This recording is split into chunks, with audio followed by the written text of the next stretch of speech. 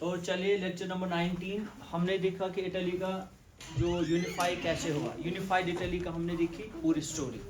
तो अब इसी को फिर से जो है स्टार्ट करेंगे। अब हम देखेंगे जो चीफ मिनिस्टर कैवियोर है उसके बारे में थोड़ा पढ़ेंगे कि ये कैवियोर कौन था, जो कि आपको क्वेश्चन नंबर पहला है उसका जो सेकंड पार्ट में इसका क्वेश्चन भी आता है ना, write a short note on Cavour. तो ये देखेंगे कि ये कौन सा बंदा था और इसका क्या रोल रहा यूनिफाई इटली करने में। चीफ मिनिस्टर कैवियोर जो था ना, बंदा कौन सा था, ये पहला पॉइंट इसमें याद रखोगे, ये न ही रेवोल्यूशनरी था न ही डेमोक्रेट था, न ही रेवोल्यूशनरी था न ही डेमोक्रेट था, फिर भी स्टिल इसका रोल है इटली को यूनिफाई करने में। दो चीज, neither he was revolutionary nor a Democrat, दोनों में से कुछ भी नहीं था। है था क्या ये था वेल्दी एंड एजुकेटेड मेंबर्स, जैसे बाकी इटली के होते थे वेल्दी एंड एजुकेटेड, रिच और एजुकेटेड, ये वैसे ही उस मतलब कैटेगरी से बिलोंग करता था, वेल्दी एंड एजुकेटेड कैटेगरी से। रेवोल्यूशन ये पहले नहीं चाहता था, लेकिन जब हालात एंड सिचुएशन कुछ ऐसे हो गए, जैसे हमने देखा, अगर हम बात करेंगे इटली को यूनिफाई किसने किया, कंजर्वेटिव्स ने, सही बात है ना। सो ये रेवोल्यूशनरी थोड़ी था, ये भी कंजर्वेटिव ही था। वेल्दी, वेल्दी मीन्स एरिस्टोक्रेसी, उस टाइम के एरिस्टोक्रेसी को हम वेल्दी बोलते थे, है ना, जो वेल्दियर होते थे, जो रिच होते थे सोसाइटी में। आवाज समझ। तो अब क्या यहाँ पे ये भी उसी कैटेगरी से बिलोंग करता था, और ये क्या था, ये भी जैसे हमने देखा था, हमने एक टॉपिक पढ़ा था एरिस्टोक्रेसी का, जो इसको असाइनमेंट भी है। एरिस्टोक्रेसी में हमने एक पॉइंट बोला था, जितने भी एरिस्टोक्रेट्स थे ना पूरे यूरोप में, दे वर यूनाइटेड। कैसे सर, उनका जो लाइफ स्टाइल था ना उससे सेम था। जैसे एक पॉइंट हम देखेंगे, they used the French as diplomacy, चल रही है, तो वो क्या कर रहे हैं, फ्रेंच, इसको नजर रखना है, वो फ्रेंच को ऐसे है, अच्छा वो क्या कर रहे हैं, फ्रेंच को यूज कर रहे थे एज लैंग्वेज, लेकिन डिप्लोमेसी के तौर पे, ठीक है ना बेटा। अब यहाँ पे आप ये याद रखोगे, यहाँ पे भी ये जो कैवियोर था ना, कैवियोर ने क्या किया था, इसकी भी जो लैंग्वेज थी ना वो फ्रेंच ही थी। फ्रेंच की लैंग्वेज कौन सी थी, एरिस्टोक्रेसी थी। सर एरिस्टोक्रेसी क्यों यूज कर रहे थे, एज डिप्लोमेसी, ठीक है ना। तो कैवियोर कौन सा बंदा था, हम इस तरीके से बोलेंगे, जिस तरीके से कंजर्वेटिव्स हुआ करते थे वैसे ही ये कैवियोर भी बंदा था। ये रेवोल्यूशनरी भी नहीं था, ना ही ये डेमोक्रेसी लाना चाहता था, लेकिन इसकी जो डिप्लोमेसी थी ना वो बहुत ही शातिराना तरीके से इसने उस चीज का इस्तेमाल किया, ठीक है। पहला, through his tactful diplomatic alliance with France engineered by Cavour, Sedina-Pediment succeeded in defeating Austrian forces in 1859। आधे होते हैं वो गन उठा के वो करते हैं, ये करते हैं, आधे होते हैं जो अकल चला के सब कुछ करते हैं, है ना, घर बैठ के सब कुछ। तो वैसे ही इसने किया।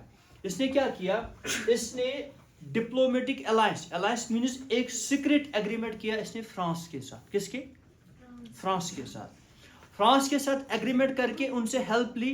किन से हेल्प ली, फ्रांस से हेल्प ली। और सीधी हेल्प लेने के बाद जो ये कहाँ का रहने वाला था, सेडिना पेडिमेंट, एक था ना चीफ मिनिस्टर उसका, जर्मनी का नहीं, क्या हुआ, इटली का एक हिस्सा था सेडिना पेडिमेंट, जो कि डायरेक्ट प्रूशिया के कंट्रोल में था। तो अब क्या है, सेडिना पेडिमेंट जो था ये सक्सेस हुआ ऑस्ट्रियन फोर्सेस को हराने में। सर कैसे, with the help of France. France ने क्यों हेल्प की इनको, क्योंकि वहां पे जो कैवियोर था ना, इसने सीक्रेटली उनके साथ डिप्लोमेटिक अलायंस किए थे। आया समझ, इसने कोई खुद जंग नहीं किया, इसमें इसने अलायंस कराया। फिर से एक बात समझेंगे, कैवियोर कौन सा बंदा था, ना ही ये रेवोल्यूशनरी था नॉर ही वाज डेमोक्रेटिक। था क्या ये कंजर्वेटिव था, एजुकेटेड था और पैसे वाला बंदा था, वेल्दियर था, ठीक है ना। इसने किया क्या, इसने अपने जो टैक्टफुल डिप्लोमेटिक वे से इटली के एक हिस्से को ऑस्ट्रियन फोर्सेस से आजाद कराया। कब, 1859। कैसे, इसने फ्रांस के साथ सीक्रेट अलायंसेस किए। आया समझे। तो ये एक हाँ, जो ऑस्ट्रियन है ना, हाँ, ये इसका यूरोप का हिस्सा था ना, यूरोप का हिस्सा था और ऑस्ट्रिया ने इटली का एक हिस्सा अपने कब्जे में करके रखा। इटली भी यूरोप का हिस्सा था। यूरोप ही का तो पढ़ रहे हैं ना, जितने भी कंट्रीज की हम स्टोरीज पढ़ रहे हैं ना, चैप्टर का नाम ही पहले देखो, नेशनलिज्म इन यूरोप। पूरे यूरोप में कैसे नेशनलिज्म आया। इससे पहले जर्मनी का पढ़ा, Germany was part of Europe, Italy is also part of Europe. तो हमने इसको समझा, कैवर के पार्ट को समझा, तो इस पे आपको 3 मार्क्स वाला नोट आ सकता है। तो बस इतना ही लिखना है, 3 पॉइंट्स में लिखना है। पहले लिखना है, पहला पॉइंट रेवोल्यूशनरी भी नहीं था, डेमोक्रेट भी नहीं था।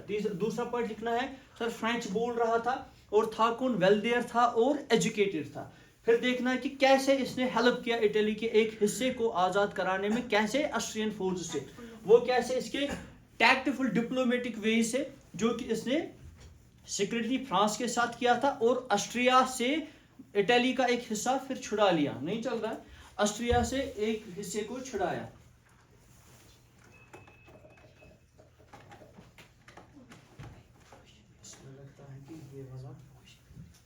ठीक है, इसमें आवाज नहीं आएगी वीडियो में। क्यों नहीं आएगी? चल रहा है, अब चल रहा है, अब आएगी। हाँ वो इस टाइम में बात थी, जो बात आपने की ना जब माइक बंद हुआ। हाँ, हमने उतना भी नहीं किया, आपने फिर भी देखा ना। अब देखो, गैसिपी गरीबल्दी एक और बंदा था, इसका कंट्रीब्यूशन क्या रहा। A large number of armed volunteers under the leadership of Giuseppe Garibaldi fought for the unification of southern part of Italy. अगर हम southern part of Italy की बात करेंगे, वहां पे किस तरीके से southern part को यूनिफाई किया, और वी कैन से वहां पे southern part को कैसे आजाद कराया गया इटली को। वो कैसे कराया गया, बंदा एक था जिसका नाम था गैसिपी गरीबल्दी। इसने क्या किया, इसके लीडरशिप में बहुत सारे आर्मड वॉलंटियर्स थे जो गन लेके गए और वहां पे जिसके भी अंडर वो साउदर्न हिस्सा था उनको बाय फोर्स आर्म्स का इस्तेमाल करके वहां से उनको छुड़ाया। आया समझ? सीधे कैसे, गन का इस्तेमाल करके, आर्म्स का इस्तेमाल करके साउदर्न पार्ट ऑफ इटली को छुड़ाया। और हेल्प, उनका लीडर कौन था, गैसिपी गरीबल्दी। ठीक है, इन 1860 दे मार्च्ड इनटू साउथ इटली। 1860 में ये गैसिपी मैजिनी नहीं था, याद रखना। गैसिपी मैजिनी एक और बंदा है, गरीबल्दी दूसरा बंदा है। तो अच्छा क्या हुआ है, 1860 में इसने क्या किया है, इसने मार्च किया है साउथ इटली में, दैट मींस इस साइड में इसने मार्च किया है, and the kingdom of the two Sicilies and succeeded in winning the support of the local peasants in order to drive out the Spanish. वहां पे स्पेन का rule चल रहा था, हमने ये पढ़ा था पहले जब हमने मैप को समझा था। स्पेन के कुछ फोर्सेस थे जिन्होंने पूरे साउथ को कब्जा किया था। गरीबल्दी ने क्या किया, 1860 में इसने मार्च किया साउथ साइड में, और वहां के जो लोकल बंदे पीजेंट्स थे, जमींदार जो थे, जिन पे जुल्म हो रहा था, उन्होंने भी इस गरीबल्दी का सपोर्ट करके उन्होंने भी आर्म्स उठाए इनके साथ, और वहां पे स्पेनिश फोर्सेस को they drove out the Spanish forces from the southern part of the Italy. आया समझ? मैं फिर से बोलूंगा, गरीबल्दी कौन था, ये बिलीव कर रहा था सीधे गन से ही सोल्यूशन होगा। तो इसने क्या किया, इसने नॉर्थ से आके साउथ पार्ट में मार्च किया 1860 में, और वहां पे कौन सा, जैसे अभी हमने देखा एक पार्ट जहां से किसने उसको, कैवियोर ने, चीफ मिनिस्टर कैवियोर ने छुड़ाया, वो कौन सा था, वो अंडर द ऑस्ट्रियन फोर्सेस था, है ना, अंडर द ऑस्ट्रियन कंट्री। जो साउदर्न पार्ट है ना, it was under the Spanish country. ठीक है ना, स्पेन के लोग यहाँ पे हुकूमत कर रहे थे और उन्होंने इसको जबरदस्ती अपने कब्जे में किया था। तो ये बंदा है गैसिपी गरीबल्दी, इसने क्या किया, इसने गन उठा के अपनी जो पूरी वॉलंटियर फोर्स के साथ इसने वहां पे मार्च किया, मूव किया, किधर की ओर, साउथ की ओर। और साउथ में जो ऑलरेडी जिन पे कब्जा हो रहा था, ठीक है ना, से फॉर एग्जांपल कोई कंट्री है, वहां पे कोई कंट्री आके इंपीरियलिज्म कर रही है ना, उन पे कब्जा कर रहे, इसने वो ब्रिटिशर्स, उस पे क्या हो गया आज, ये मत डाउन है, मत बनाइए वीडियो, एक पूरा वीडियो खराब हो गया। मैं क्या कर रहा हूँ, नीचे वीडियो बनाइए। क्या आपको पता है, इसको एक जगह आवाज है, एक जगह नहीं है, एक जगह वो तो इसने पूरा नजर ऐसा सोच कंटिन्यू करा, क्या करूँ। अच्छा फिर से मैं बोल रहा हूँ, इसको नजर रखना पूरा। अच्छा बोर्ड से ज्यादा इसी पे नजर। अब मैं फिर से बोल रहा हूँ, वहां पे उसने क्या किया, जो किंगडम ऑफ टू सिसिलीज था, ये वहां पे सक्सीड हुए स्पेनिश रूलर्स को वहां से निकालने में, और वहां पे जो लोकल पीजेंट्स थे जिन पे जुल्म हुआ था, उन्होंने भी इस kingdom of two Sicilies south Italy, हाँ ये साउथ इटली में, वहां पे कामयाब हुए वहां पे स्पेनिश फोर्सेस को वहां से बाहर निकालने में। और हाँ यहाँ पे थे ना, साउदर्न साइड में थे, इनका नाम था टू से। इसको आपको पेज पे एक जो है अलग सा उन्होंने केस स्टडी भी इसका दिया था, वो पढ़ना जरूरी नहीं है, वो उससे टाइम ही हो जाएगा। अब शॉर्ट में ये याद रखो कि साउदर्न पार्ट जो है गैसीपी गरीबल्दी की मदद से वहाँ पे हासिल किया गया, यूनिफाई किया गया। और वहाँ पे जो साउदर्न पार्ट में टू सिसिलीज में जो लोकल पीजेंट्स थे, उन्होंने भी उस चीज का उनको हेल्प किया और वो इसमें कामयाब हुए। नाउ समझ नहीं आ रहा क्या समझ नहीं आया? ये टू सिसिलीज ये छोड़ो टू सिसिलीज को, कहाँ गया? बस गोवा मिट्योगा, क्या है? मिट्योगा। अब समझो, मैं फिर से बोल रहा हूँ, एक जो लार्ज फोर्स थी आर्मड वॉलंटियर्स जो कि गन उठा के आए, कहाँ पे मार्च किया? साउथ पार्ट में। साउथ पार्ट किन के अंडर में था? टू सिसिलीज के नहीं, क्या हुआ? साउथ पार्ट स्पेनिश रूलर्स के अंडर में था, स्पेनिश रूलर्स के अंदर। साउथ पार्ट का नाम था टू सिसिलीज, ये दो गांव के नाम है उधर, ठीक है ना। तो मान लो अब थोड़ी है कि ये इटली था उस टाइम, ये पार्ट था सिसिलीज उसको बोल रहे थे कि जो under the rule of Spanish rulers थे, ठीक है ना। अब वहां पे ये फोर्स आई, साउथ की ओर आई, और अच्छा इनका लीडर कौन था? गैसीपी गरीबल्दी। गरीबल्दी आया और वहां पे जो लोकल सिसिलीज में जो लोकल विलेजर्स थे, वो जो पीजेंट्स थे, उन्होंने भी इनको हेल्प करके क्या किया? हेल्प करके वहां से स्पेनिश फोर्सेस को बाहर निकाला। हाँ ये था। अच्छा 1861 में क्या होता है? Victor Emmanuel second was proclaimed the king of United Italy. तो फाइनली जो है इटली जो है वो यूनाइट हुआ। जितने भी 7 स्टेट्स थे उनकी खाली एक स्टेट बनी, ठीक है ना। तो 1861 में इस चीज को डिक्लेयर किया गया, इस चीज का खुलेआम ऐसे ऐलान किया गया, अनाउंस किया गया कि जो विक्टर एम्यूनल सेकंड है ये अब इटली का नया किंग है। तो अब इटली कौन है? 7 पार्ट्स में बंटने वाली इटली नहीं, एक इटली है। नाउ इटली इज यूनाइटेड, ठीक है ना। यूनाइट कैसे हुआ हमने देखा इसको। सर ये कैसे बन गया किंग, जबकि वहाँ इनको जो आज़ादी है वो उससे दिलाई थी?